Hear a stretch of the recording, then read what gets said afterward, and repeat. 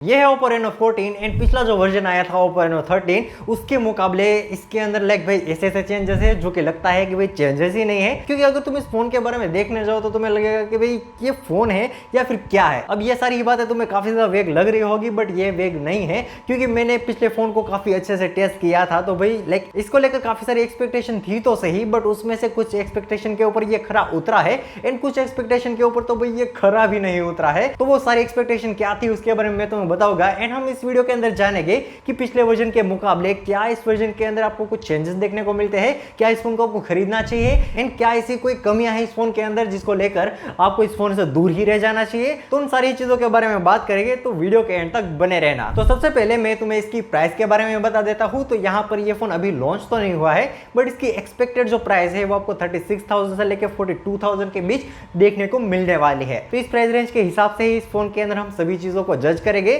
तो सबसे पहले शुरुआत करते हैं इसकी body and look and build से।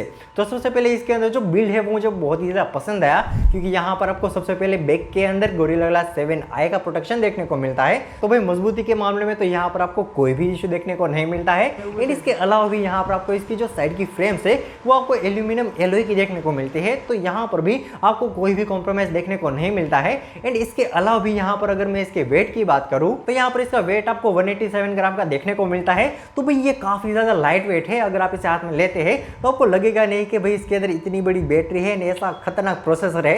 ये बहुत ही ज्यादा लाइट वेट है। इसके अलावा भी यहाँ पर आपको ग्लास बैक देखने को मिलता है। इसकी बैक में आपको जो फिनिशिंग है वो मेट की देखने को मिलती है, जो कि देखने में काफी ज्यादा बढ़िया तो लगता है, बट उसके अंदर आपको फिंगरप्रिंट वगैरह देखने को मिल जाएगी। तो ये एक छोटी सा इशू है कि भाई इसके ऊपर आपको एक कवर अलग से चढ़ाना पड़ेगा। जो कि एक बात मुझे अच्छी लगी कि जो कंपनी है वो आपको बॉक्स के साथ ही एक बढ़िया सा कवर देती है। तो ये एक चीज मुझे बहुत ज्यादा बढ़िया लगी। And overall build and look के अंदर मुझे इसके अंदर कोई भी इशू देखने को नहीं मिला है। तुम अपने थॉट्स मुझे कमेंट सेक्शन के अंदर बता देना। तब तक के लिए मैं बात करता हूँ इसकी डिस्प्ले के बारे में। तो यहाँ पर आपको एमोलेड डिस्प्ले देखने को मिलती है, जिसके अंदर आपको 1 बिलियन कलर का सपोर्ट देखने को मिलता है, HDR10+ का सपोर्ट भी देखने को मिलता है। एंड इसके ऊपर से भी यहाँ पर आपको 1200 निट की पीक ब्राइटनेस देखने को मिलती है, जो कि मैं कहूँगा वैसे तो अच्छी है, बट जो दूसरे फोन आते हैं इसी प्राइस रेंज के अंदर एंड इससे कहीं ज्यादा पुराने वर्जन जो है उसके अंदर भी आपको 4000 निट की पीक ब्राइटनेस देखने को मिलती है। हाँ, मैं वीवो की बात कर रहा हूँ क्योंकि इसका ऑब्वियस सा कंपैरिजन सबसे पहले वीवो से ही है। उसके अंदर आपको ब्राइटनेस काफी ज्यादा बढ़िया देखने को मिलती है। तो ये मुझे थोड़ी सी डिसअपॉइंटिंग बात लगी, बट ये इतनी भी ज्यादा डिसअपॉइंटिंग नहीं है।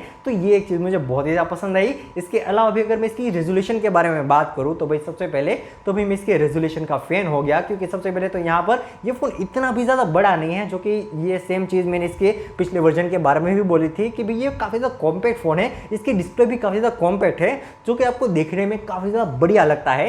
एंड अगर मैं इसके रेजोल्यूशन की बात करूं तो यहाँ पर आपको काफी ज्यादा अच्छी डिटेलिंग देखने को मिलती है। इसके कलर्स भी आपको काफी ज्यादा बढ़िया देखने को मिलते हैं। एंड यहाँ पर आपको जो डेप्थ देखने को मिलती है, यहाँ पर आपको जो डायनेमिक रेंज देखने को मिलते हैं वो भी आपको काफी ज्यादा बढ़िया देखने को मिलती है। एंड इसके अलावा भी यहाँ पर अगर एक चीज के बारे में बात करूँ जो मुझे बहुत ही ज्यादा पसंद आई, जो कि है यहाँ पर इसके साइड व्यूज। अगर आप इसे किसी भी एंगल से देखते हैं तो आपका जो एक्सपीरियंस है वो खराब नहीं होने वाला।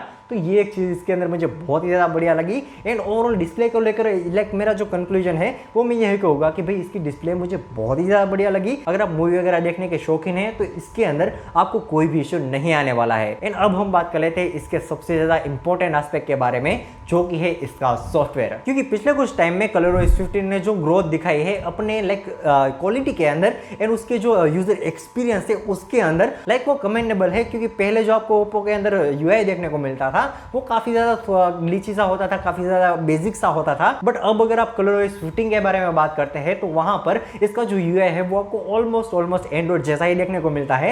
एंड लाइक इस फोन के अंदर तो लाइक ये टक्कर का ही हो गया। बस इसके अंदर आपको जो लिक्विड ग्लास की थीम है वही नहीं दी गई है, बाकी इसके अंदर आपको कोई भी डिफरेंस देखने को नहीं मिलता है। इसकी स्मूथनेस, इसके जो आइकन्स है, इसकी जो डिजाइन है, इसका जो एक्सपीरियंस है वो आपको एग्जैक्टली ही एप्पल की याद दिलाएगा। तो इसके अंदर तो मुझे कोई भी इशू देखने को नहीं मिला। जब भी आप इस फोन को यूज करते हैं तो आपका यूजर एक्सपीरियंस बहुत ही ज्यादा बढ़िया होता है। तो भाई ओप्पो ने इसके UI के अंदर काफी ज्यादा अच्छा खर्चा किया है, ये दिख के आता है। एंड इसके अलावा भी अगर मैं इसके परफॉर्मेंस के बारे में बात करूं तो यहाँ पर मुझे थोड़ा सा इशू लगा कि आपको जो पहले प्रोसेसर दिया जाता था वही सेम टू सेम प्रोसेसर आपको इसके अंदर भी देखने को मिलता है, क्योंकि यहाँ पर भी आपको मीडियाटेक डिमेंसिटी 8350 देखने को मिलता है जो कि same to same exact processor है जो कि आपको पिछले वर्जन के अंदर देखने को मिला था। अब यहाँ पर आपका सवाल होगा कि ये प्रोसेसर दिया क्यों गया है, तो इसके लिए मेरे पास इसकी कुछ थियरी है। सबसे पहले थियरी तो ये है कि भाई इसका जो पिछला वाला वर्जन था उसके अंदर ये जो प्रोसेसर आया था वो एकदम ही नया था, एंड जब मैंने उसका रिव्यू किया था तब वो उसका एंथुसियास्ट स्कोर भी सामने नहीं आया था। अगर आप उसे फोन के अंदर चेक करते थे तभी आपको पता चलता था। बाकी अगर आप बाहर से थर्ड पार्टी वेबसाइट के अंदर सर्च करने भी जाते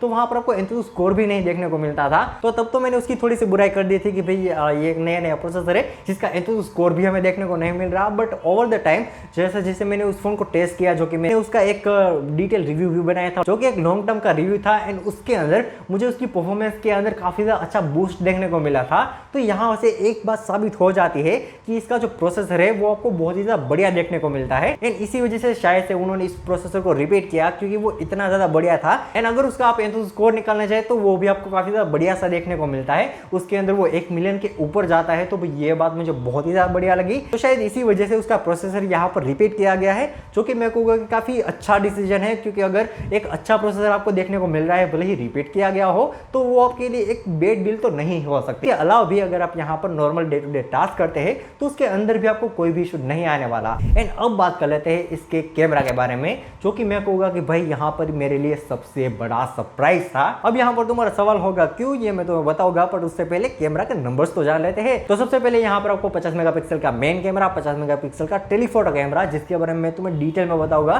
क्योंकि उसने मुझे बहुत ही ज्यादा सरप्राइज किया है। एंड लास्ट में यहाँ पर आपको 8 मेगापिक्सल का अल्ट्रा वाइड कैमरा देखने को मिलता है, एंड फ्रंट में आपको 50 मेगापिक्सल का सेल्फी कैमरा देखने को मिलता है। सबसे पहले मैं बात करूं इसके टेलीफोटो कैमरा से, क्योंकि भाई उसने मुझे बहुत ही ज्यादा सरप्राइज कर दिया था, क्योंकि यहाँ पर आपको टेलीफोटो के अंदर एक जब भी आप जूम करते हैं तो वो ऑटोमेटिकली टेलीफोटो के अंदर जूम होता है, वो ऑटोमेटिकली टेलीफोटो के अंदर शिफ्ट होता है, एंड जब वो शिफ्ट होता है तब वो फोटो जो निकाल के देता है उसने मुझे शॉक कर दिया था। तुम सबसे पहले यहाँ पर रिजल्ट देखो, तो जैसे कि तुम देख सकते हो ऑब्जेक्ट मुझसे कितना ज्यादा दूर होने के बावजूद भी यहाँ पर ये जो डिटेलिंग को कैप्चर कर पाता है, जो उसे वो प्रिजर्व कर पाता है, वो बहुत ही ज्यादा कमेंडेबल है। एंड अगर तुम्हें नहीं पता तो बता दो कि ये सारी जो फोटोज है वो मैंने 7:30 के बाद ली थी, यानी कि ये एकदम ही लो लाइट कंडीशन थी। उसके बाद भी यहाँ पर आपको ऐसे रिजल्ट देखने को मिलते हैं। तो यहाँ पर इसका जो टेलीफोटो लेंस इसके अंदर इंसर्ट किया गया है वो मुझे बहुत ही ज्यादा पसंद आया। एंड इसके अलावा भी अगर मैं बात करूँ इसके नॉर्मल फोटोज के बारे में, तो नॉर्मल फोटोज के अंदर भी आपको पोर्ट्रेट काफी ज्यादा बढ़िया देखने को मिलता है। उसके अंदर आपको जो फिल्टर देखने को मिलता है ब्लर वाला, वो मुझे बहुत ही ज्यादा पसंद आया।